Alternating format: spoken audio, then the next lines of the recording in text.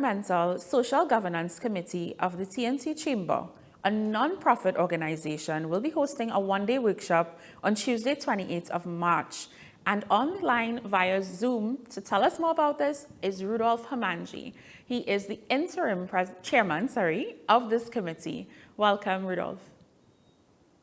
Good morning. Thank you for having me. Good morning to all of your viewers. No problem. Thank you for being here. So for us who may not be familiar, tell us a bit about the onset of this Environmental Social Governance Committee. Great question, because ESG, environmental, social, and governance frameworks are new relatively to the Caribbean. Yes. This framework seeks to bring together a number of existing business practices, such as recycling, renewables, diversity and inclusion, CSR, and corporate governance under one umbrella framework. Okay.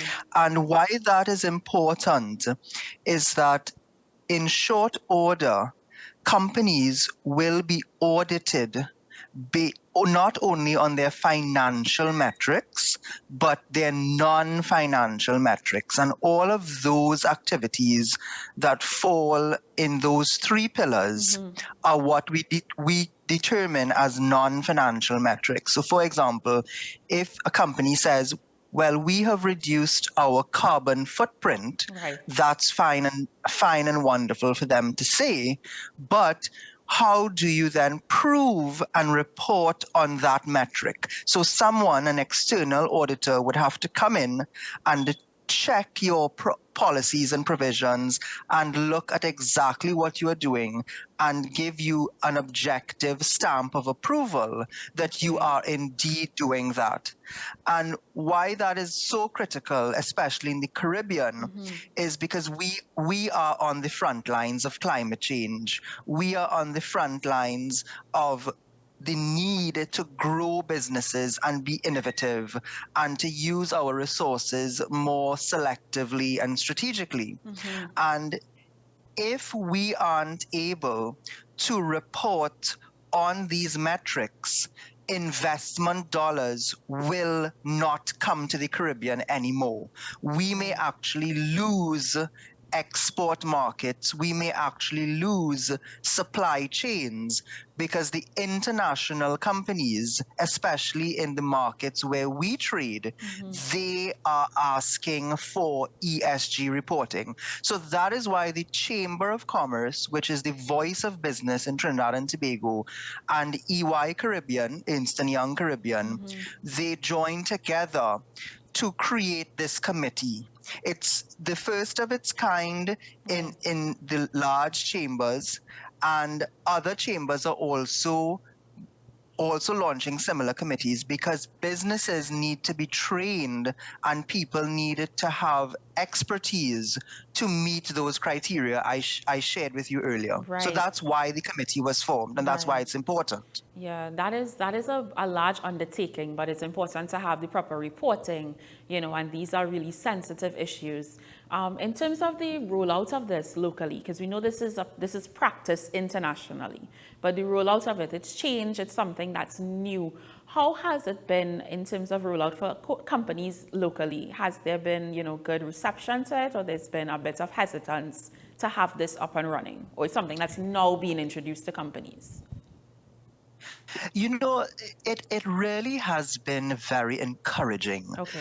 I must say that the private sector across the spectrum, whether it's small to large, they are starting to understand the importance of these types of activities. I mean, CSR has been a huge pillar for most companies. I mean, if you ask the average business person, they will involve their businesses and themselves in some kind of charity work, in some sort of community outreach.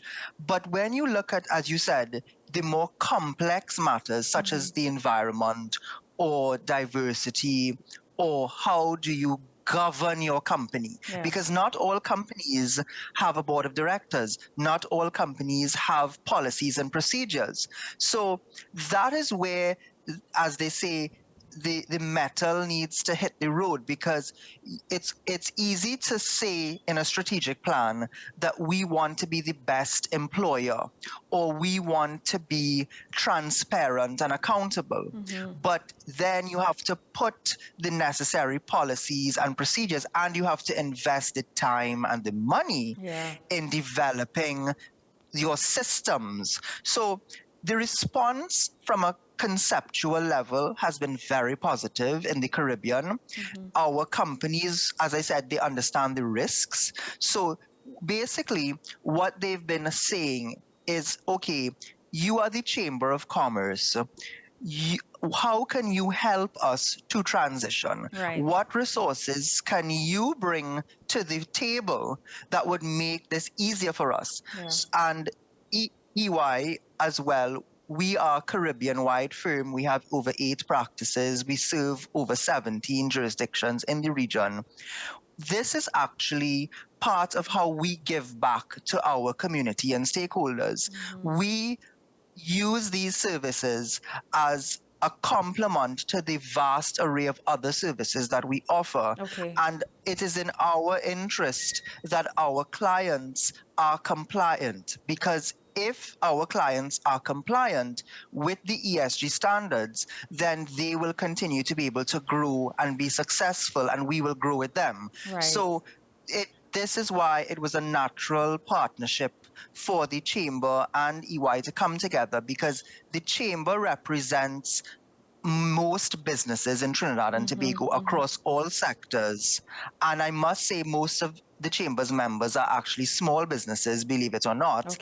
And EY represents, again, we have clients across the spectrum also. So we bring the perspective of the client to bear, and the Chamber is able to then use that perspective to lobby with the government, as well as to provide training opportunities like the one coming up on March 28th. So tell us more about that training opportunity, all the details surrounding it.